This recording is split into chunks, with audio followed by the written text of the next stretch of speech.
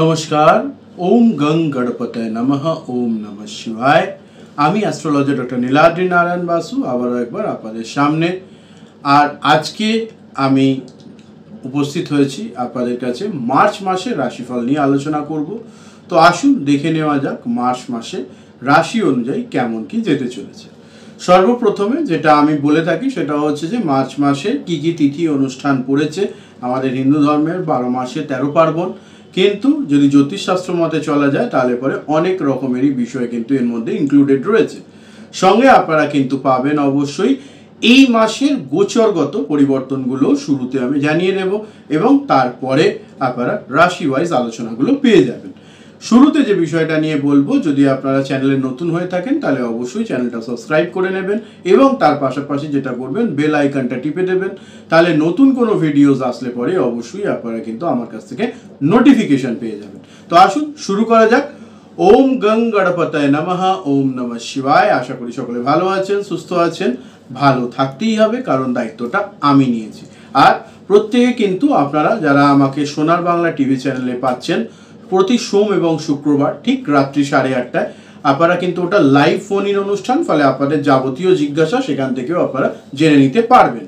চলে আসবো তিথি এবং অনুষ্ঠানের বিষয়ে। সর্বপ্রথমে 6ই মার্চ পড়েছে বিজয়া একাদশী, ফলে 6ই মার্চের বিজয়া একাদশীর পরবর্তীতে আমাদের মোটামুটি পশ্চিমবঙ্গের সবচেয়ে বড় উৎসব সেটা হচ্ছে মহাশিবরাত্রি পড়েছে এবারে 8ই ফেব্রুয়ারি। 8ই ফেব্রুয়ারি আমরা উদযাপন করব হচ্ছে মহাশিবরাত্রি। তার ঠিক পরের দিন 9ই ফেব্রুয়ারি কিন্তু আমরা পেয়ে যাচ্ছি শনি অমাবস্যা, এবং এই শনি অমাবস্যা খুব পাওয়ারফুল একটা দিন এবং এর পাওয়ারে সারা শনি গ্রহ জনিত যাবতীয় সমস্যার সমাধানের জন্য কিন্তু খুব ভালো জিনিস। আলাদা করে ভিডিও আসবে, সেটার জন্য অপেক্ষায় থাকুন। চলে আসবো এরপর 12ই মার্চ পড়েছে হচ্ছে অবশ্যই কিন্তু আমাদের শ্রী শ্রী রামকৃষ্ণ পরমহংসদেবের জন্মজয়ন্তী এবং সেই তিথিতেই ওনার জন্ম হয়েছিল। এর পরবর্তীতে চলে আসবো আমরা 14ই মার্চে মীন সংক্রান্তি, অর্থাৎ এই দিন সূর্যের মীন রাশিতে গমন হয় এবং নতুন করে আমাদের মাসের সূচনা হয়, অর্থাৎ এই 14ই মার্চ থেকেই কিন্তু আমাদের চৈত্র মাসের সূচনা। চলে আসবো এরপর 20শে মার্চ আমরা পালন করব আমলা একাদশী। এটা শুক্লপক্ষের একটি একাদশী এবং খুব পাওয়ারফুল একাদশী, সেটা নিয়েও আলাদা করে ভিডিও দেব, নিশ্চিন্তে থাকুন। এর পরবর্তীতে আছে 24শে মার্চে আমরা পাচ্ছি হোলিকা দহন, অর্থাৎ আমাদের চিরাচরিত গ্রাম বাংলায় যেটাকে বলা হয় ন্যাড়া পোড়া, এবং তার পাশাপাশি থাকছে 25শে মার্চ অর্থাৎ ঠিক তার পরের দিনকে দোল পূর্ণিমা। তো দোল পূর্ণিমার আগাম সকলকে শুভেচ্ছা। কোন কোন রাশির জন্য কি রঙের দোল খেলতে হবে এবং কি বিশেষ টোটকা করতে হবে সেটার আলাদা ভিডিও থাকবে, অ্যাজ ওয়েল অ্যাজ এই শিবরাত্রি উপলক্ষে আপনারা কিভাবে পালন করবেন সেটারও কিন্তু আলাদা ভিডিও আসতে চলেছে। তাই বারবার বলছি এই চ্যানেলটাকে সাবস্ক্রাইব করে সঙ্গে থাকুন। পরবর্তীতে আসছে আমাদের কাছে 29শে মার্চ এবং সেই দিন আমরা পাচ্ছি গুড ফ্রাইডে। তো এই ছিল তিথি অনুষ্ঠানের ডিটেলস। এবার আমরা একটু নজর রাখবো গোচরগত পরিবর্তনের ক্ষেত্রে। 7ই মার্চ মীন রাশিতে বুধের গোচর হবে এবং ওই একই দিনে শুক্রের গোচর হয়ে যাবে কিন্তু কুম্ভ রাশিতে, এবং কুম্ভ রাশিতে আমরা অলরেডি জানি কিন্তু সেখানে শনি রবি মানে অর্থাৎ সূর্য এবং শনি উভয় গ্রহই বসে আছে, ফলে শুক্র শনি এবং রবি এই 3 গ্রহের একসঙ্গে সমাবেশ ঘটছে, ফলে এটাও কিন্তু একটা বিরল যোগ। পাশাপাশি 14ই মার্চ মীন রাশিতে সূর্য চলে আসছে, অর্থাৎ রবি গমন হচ্ছে। 15ই মার্চে কুম্ভ রাশিতে মঙ্গলের গোচর হচ্ছে এবং মঙ্গল শনির বীজ দোষ, মহা পাওয়ারফুল এই দোষ নিয়ে কিন্তু আমি আলাদা করে রাশি ওয়াইজ রাশিফল দেব, কারণ এটা আপনাদের উপর খুব বড় প্রভাব দেবে। ফলে 15ই মার্চ থেকে কিন্তু একটু আপনাদের অবস্থাগুলো বিশেষভাবে পরিবর্তন হওয়ার বিষয় পরিলক্ষিত হচ্ছে। পাশাপাশি চলে আসবো আমরা 18ই মার্চে হচ্ছে শনি গ্রহ এতদিন অস্ত ছিল। আমরা জানি শনি গ্রহ যখনই সূর্যের খুব কাছাকাছি চলে আসে বা একই ঘরে যখন অবস্থান করে তখন শনি গ্রহ অস্ত হয়ে যায়, ফলে এই শনি গ্রহের উদয়কাল হয়ে যাচ্ছে 18ই মার্চে। 26শে মার্চ বুধ গ্রহ গোচর করবে মেষ রাশিতে এবং সেখানে বৃহস্পতির সঙ্গে বুধের একটা সুন্দর যোগ তৈরি হবে, এটা খুব ভালো একটা জিনিস। 31শে মার্চ শুক্র মীন রাশিতে গোচর করবে এবং রাহুর সঙ্গে কামক দোষ তৈরি করবে এবং তার কি ফলাফল হবে সেটাও কিন্তু আপনারা আলাদা করে রাশি ওয়াইজ রাশিফলে পেয়ে যাবেন।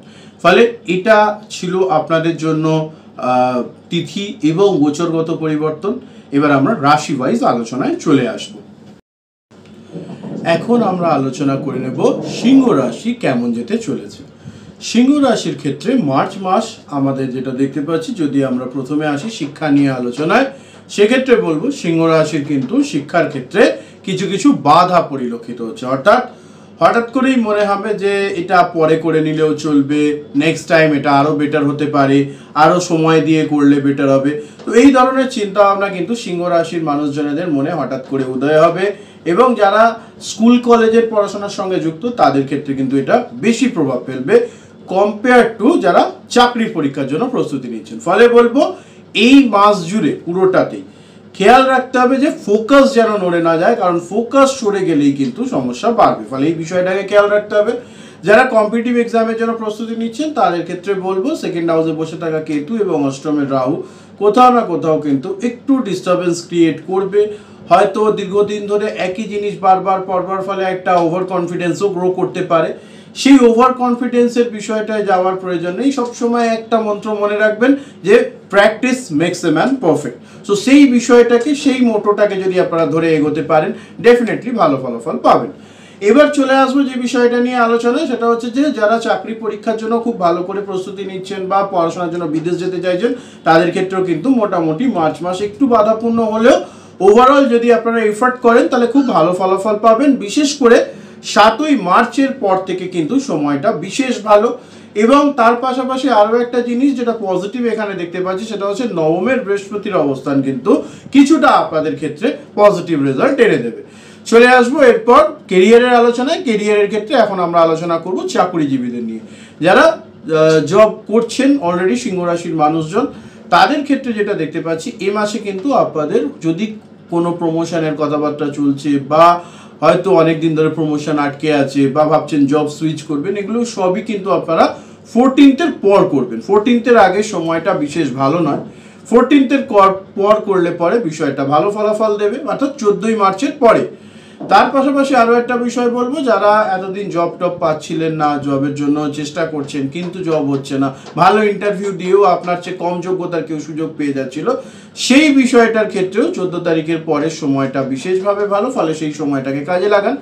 এবং এই নতুনদের জব পাওয়ার ক্ষেত্রে কিন্তু যোগটা শুরু হয়ে যাবে 7ই মার্চের পর থেকে, যখন 7ই মার্চে মঙ্গলের আগমন, শুক্রের আগমন হয়ে যাবে আপনাদের সপ্তমে, তখনই কিন্তু বিষয়টা আরও ভালো হতে শুরু করবে। এবং কুম্ভ রাশিতে শুক্র আসলে পরেই, যেটা আপনাদের রাশির থেকে সপ্তমে, ফলে সেখানে আপনারা কিন্তু অনেকটা বেনিফিট পাবেন।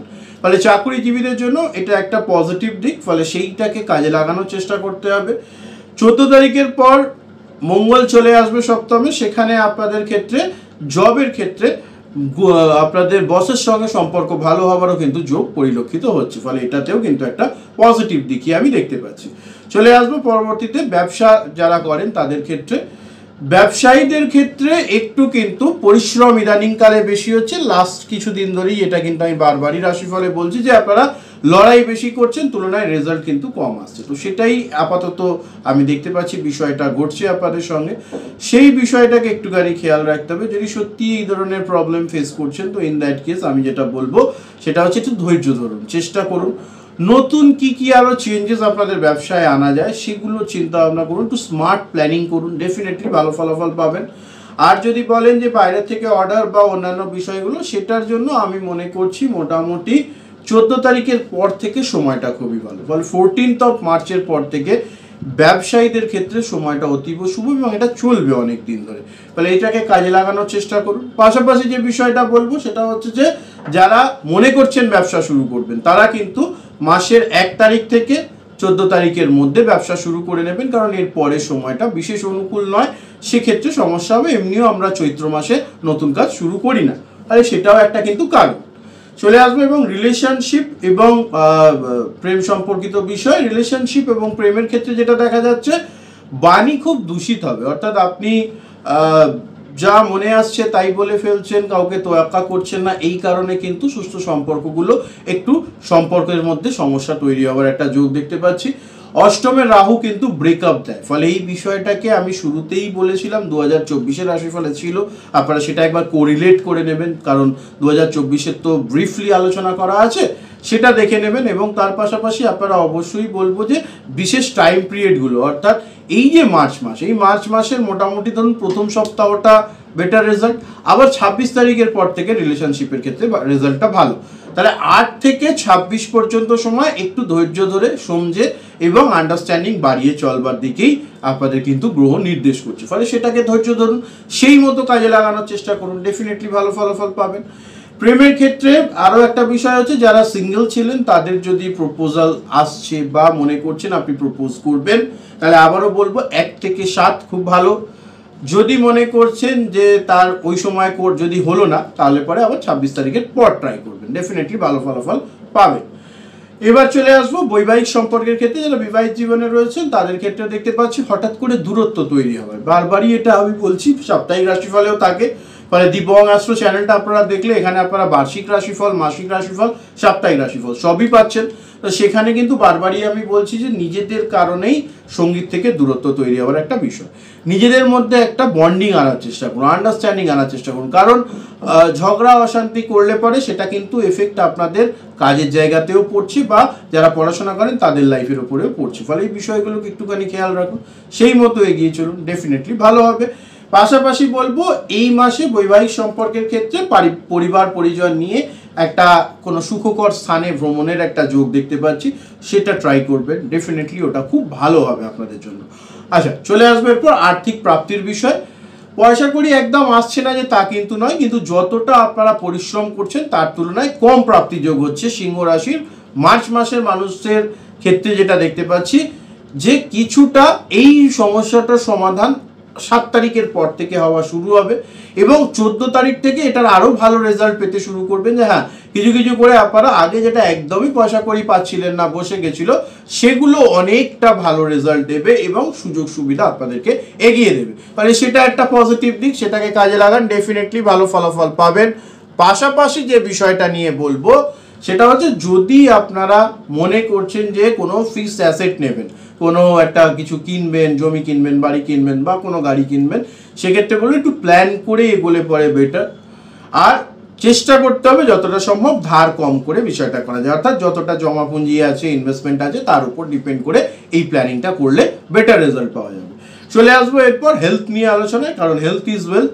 শরীরের ক্ষেত্রে দেখতে পাচ্ছি মহিলাদের ক্ষেত্রে সিংহ রাশি যারা জাতিকা রয়েছেন তাদের জন্য একটু গাইনো রিলেটেড প্রবলেম হওয়ার সম্ভাবনা রয়েছে এবং এই প্রবলেমটা বাড়বে কিছুটা 20 তারিখ 19 তারিখের পর থেকে, অর্থাৎ 19-20 তারিখের পর থেকে এই প্রবলেমটা একটু বাড়বার সম্ভাবনা রয়েছে। পাশাপাশি একটু পেটের গন্ডগোল এবং তার সঙ্গে সঙ্গে কিন্তু হজমের সমস্যা নিয়েও প্রবলেম হতে পারে, ফলে সেই বিষয়গুলোকে একটুখানি খেয়াল রাখবেন, আশা করছি ভালো হবে। চলে আসবো এরপর পরবর্তী আলোচনায় ভ্রমণ নিয়ে। ভ্রমণের ক্ষেত্রে থ্রু আউট দি মান্থ ভালো, পরিবার পরিজন নিয়ে বেড়াতে গেলে পরে খুব সুখকর আনন্দদায়ক একটা এক্সপিরিয়েন্স হবে আপনাদের, সেটা ভালো জিনিস। যদি কর্মসূত্রে যাচ্ছেন তাহলে তো যেতেই হবে, চাকরির ক্ষেত্রে গেলেও কিন্তু সারা মাসটা ভালো। ফলে এই ছিল আপনাদের জন্য রাশিফল মার্চ মাস সিংহ রাশির কেমন যাবে। আশা করি আপনাদের ভালো লেগেছে। চ্যানেল সাবস্ক্রাইব করে সঙ্গে থাকতে ভুলবেন না, আর অবশ্যই 2024-এর রাশিফল এই চ্যানেলেরই প্লেলিস্টে দেওয়া আছে, একটু চেক করে নেবেন, ওটার সঙ্গে এটাকে মিলিয়ে দেখলে পরে দেখবেন অনেক অ্যাকিউরেট প্রেডিকশনটা পাবেন। প্রত্যেকে ভালো থাকবেন, সুস্থ থাকবেন, নমস্কার, হর হর মহাদেব।